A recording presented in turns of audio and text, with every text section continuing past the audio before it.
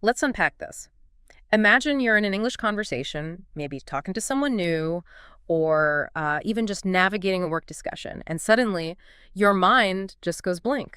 The words just disappear. Or maybe the other person says something and you smile and nod, right? Yeah, politely nodding. But inside you're thinking, I have absolutely no idea what they just said.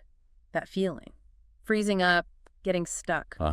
Or just not knowing how to handle that confusion. Exactly. It's incredibly common for anyone learning English, isn't it? Oh, absolutely. And, well, that's exactly what this deep dive is all about. Okay. We've looked at material focused on really practical, usable phrases and strategies, things you can actually use. Right. The mission here is basically to give you concrete tools like maybe navigational aids. I like that. Navigational aids. Yeah, to help you keep those conversations moving forward, Yeah. even when things feel a bit challenging. And having these tools really makes a huge difference in building confidence. Yeah, I bet. Because fluency isn't about being perfect, is it? It's more about... No, not at all. It's about having the skills to manage the imperfections, the messy bits. Okay. So we're going to dive into some specific situations where you might get stuck. Yep.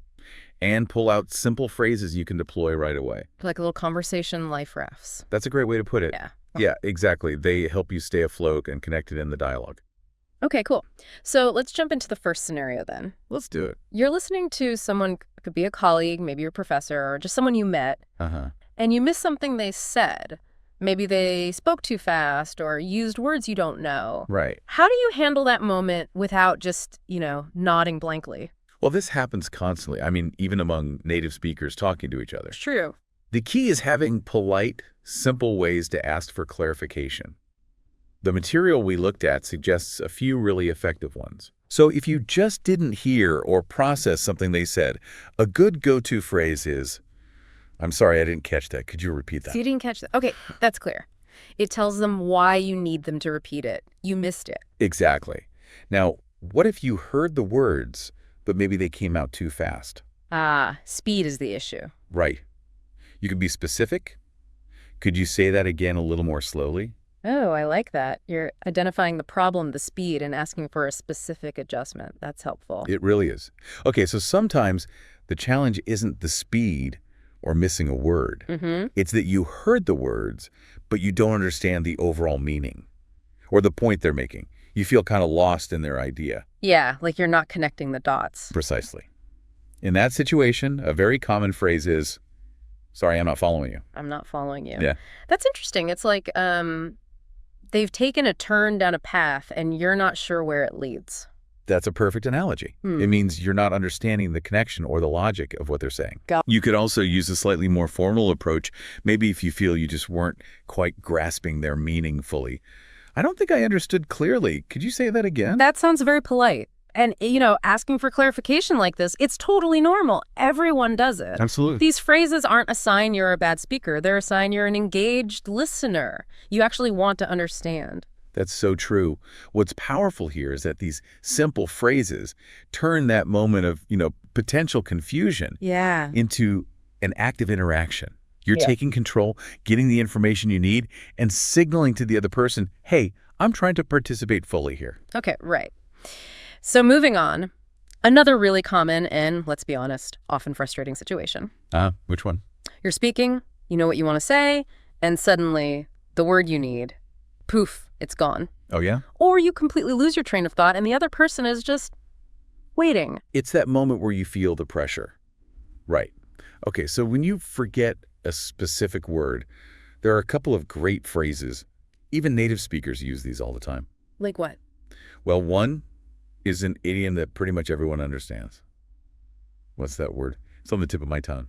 On the tip of my tongue. I love that phrase because it perfectly describes that feeling. You know the word is right there, just out of reach. It does. It's a very relatable way to signal you're searching for a specific word. Okay. You could also be more direct, like, "I'm sorry, I had a mental blank. I can't remember the word in English."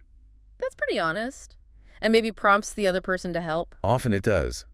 Or you could actively ask for their help, right? Like, "I forgot the English word." Do you know what I mean? Yeah, invite them to guess or fill in the blank. Exactly. Yeah. Now, what if you pause, you try these things, and the word still doesn't come back? Uh-oh. You don't have to just stop talking.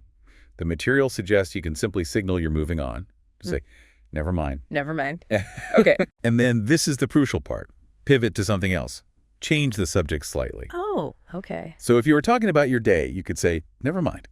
Anyway, tell me about the new project you're working on. Just change the topic smoothly. That's a clever way to escape the pressure of finding that one word right then. Definitely. Or you could say something like, never mind, it might come back in a minute. That's good too. It signals you're letting go for now, but maybe not forever. Keeps the flow. Exactly. Now, what about when it's not just one word? When you lose your entire idea. Oh, that's the worst. You forget the whole sentence or the point you were trying to make. That feels even bigger, doesn't it? Yeah, like the whole structure just collapsed in your head. It does.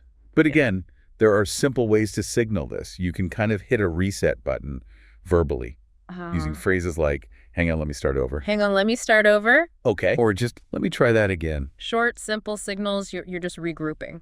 Exactly. Yeah. Or you could acknowledge it fully. And actually, this can make you seem more confident because you're comfortable admitting a little stumble. How would you phrase that? You could say, oh, I completely lost my train of thought. Lost my train of thought. Another good idiom. Yeah. And you can, hopefully it will come back to me in a moment. Using these phrases lets the other person know what's happening. Right. You haven't just stopped talking randomly. Exactly. It tells them you haven't finished or gotten distracted. You're just navigating a momentary difficulty in formulating your thoughts. It keeps them with you. It makes sense. It seems like a theme here is that just acknowledging the brief difficulty honestly is way better than trying to hide it and just going silent or looking awkward. Precisely. It's actually a sign of communicative competence, knowing how to manage those moments where things aren't perfect. Right.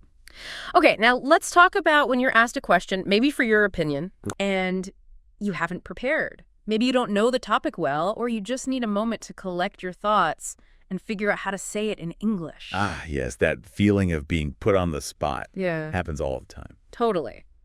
So what can you do? Well, there are some great phrases to buy yourself some processing time, or just to honestly state how familiar you are with the topic. Okay. So if it's a topic you genuinely don't know much about, you could just say, to be honest, I'm not really familiar with topic. Simple, direct. Sets realistic expectations. Exactly. Now, if you need time to think about an answer, especially if it's kind of a complex or unexpected question, you could say, that's an interesting question. Let me think for a moment. Let me think for a moment. Okay, polite pause. Or maybe acknowledge the question's difficulty. That's tricky. I've never been asked that before. That's tricky. It's good. It validates the question itself while you pause. Nice. Yes. And very practically, just to gain a few seconds. I'm not sure. Give me a second to think about it. Or, if the challenge is specifically the language part, just give me a second to think how to explain it in English. All of these are like little verbal pause buttons, aren't they? That's exactly it. They signal to the other person, okay, I heard you, I'm processing this, I'm engaged, I just need a moment. Precisely. Yeah. And if you're in a group conversation, the material we saw highlighted a really clever strategy. Oh, what's that? You can redirect the question temporarily. While you're thinking, you can say something like, I need some time to think about my answer. Does anyone else want to jump in? Oh, that's brilliant. It keeps the conversation moving with the others. Right. While you formulate your response. And you might even get some ideas listening to them. Exactly. Buys you time and provides input. So what about when someone asks for your opinion and you're caught completely off guard? Like, what do you think about this thing you've never, ever considered? Yeah, that feels like a test sometimes. It can. A great strategy here is simply to return the question to them. You can say something like, I've never thought about that before. What about you? What about you? Simple, effective. I like it. Or maybe, oh gosh, I've never been asked that before. Yeah. What do you think? Bit more expressive, maybe? Right. And casually, you could just ask, what's your take? What's your take? Yeah. So this strategy does two things. First, the other person starts talking. Which gives you time. Exactly. Valuable time to think. And second, listening to their perspective might spark your own ideas. Ah, yeah. Or give you something to agree with or disagree with when it's your turn. Precisely. It transitions from you needing to produce an answer immediately to you being a listener first. You stay in the conversation, even without an instant response ready. That's a really useful technique. Okay, let's touch on a different kind of moment, maybe a bit more sensitive. Okay. When a question makes you uncomfortable and you just don't want to answer it. That happens sometimes. And it's perfectly okay to set a boundary. Politely, of course. So how do you do that politely? The material suggests a phrase like, I'd rather not answer that, if that's okay, for personal reasons. Okay, that's clear but gentle. I'd rather not answer that if that's okay. And then crucially, you immediately pivot. Change the topic to keep the conversation from just stopping awkwardly. Right. Avoid the silence. Exactly. Yeah. So right after saying you'd rather not answer, you could immediately ask something unrelated, like, is it okay if we talk about something else? What are you doing this weekend? Ah, you gracefully redirect the flow. Offer a new path. Smart. Mm-hmm. Now, shifting gears again, what about when you're talking and you notice the other person looks confused? Yeah, like they're not quite getting it. Maybe you feel like you're not being clear, or maybe they just aren't following your idea. So what can you do then? It's really helpful to just check in with them in that moment. It kind of gives them permission to ask for clarification if they need it. Okay, so what would you say? You can use simple phrases like, am I making sense? Am I making sense? Simple. Direct. Puts the focus on your clarity, not their understanding, which is nice. Exactly. Or you could say, are you following? That relates back to the phrase, I'm not following you, we talked about earlier. It does. It's checking if they are able to keep up with your line of thought. Or, similarly, are you following me? These phrases open the door then for the other person to say, actually, could you repeat that last part? Or, sorry, what does that word mean? Exactly. And if you feel like you haven't been clear, you can take responsibility yourself and offer to try again. How would that sound? Something like, I don't think I'm being very clear. Let me try that again. Okay, taking ownership. Good approach. Finally, look, despite using all these great phrases, sometimes misunderstandings just I happen. think for sure. It's just part of human communication, isn't it? Totally normal. Yeah. The key is addressing them in a way that keeps the conversation collaborative, not confrontational. Right. So how do you navigate that when you realize maybe you said something that was misinterpreted? Well, a really useful phrase is, sorry, I think there was a misunderstanding. There was a misunderstanding. But then immediately follow up with, what I meant to say was. So you state the issue generally, then clarify. Exactly. There was a misunderstanding. Is great because it acknowledges the problem occurred, and then it gives you the chance to rephrase or clarify your original point. Okay. You could also say something like, I don't think I explained myself clearly. That puts the focus gently on your end, which is often received better. Right. Now, the material pointed out a subtle difference. Why is saying there is a misunderstanding often better than saying, say, I think you misunderstood? Yeah, that's a really important point. Yeah. I think you misunderstood can sometimes sound like you're blaming the other person. Oh, I see. Like, it's your fault you didn't get it. Exactly. Yeah. It can feel a bit accusatory, even if you don't mean it that way. Right. What's interesting is how using the passive voice in there was a misunderstanding avoids assigning blame altogether. How so? It just states that a problem occurred. A misunderstanding happened without pointing fingers about who caused it. Okay. It's just the thing that occurred between us. Exactly.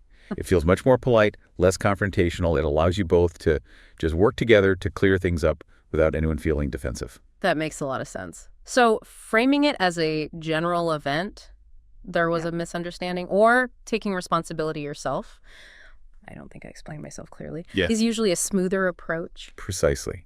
These phrases give you these sort of graceful ways to correct course when communication goes slightly off track. Okay, wow.